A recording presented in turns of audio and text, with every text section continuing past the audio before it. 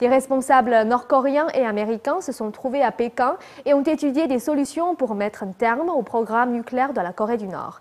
Les discussions assises autour de la question nucléaire nord-coréenne avaient été rompues en 2009. Cette nouvelle rencontre donne l'espoir d'une reprise des négociations.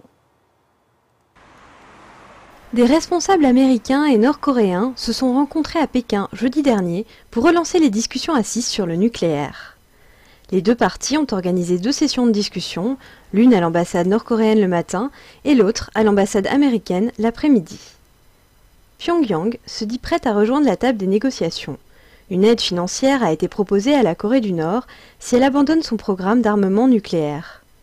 Mercredi dernier, Glyn Davis, le négociateur américain, a expliqué aux journalistes que la Corée du Nord devait faire preuve de sincérité.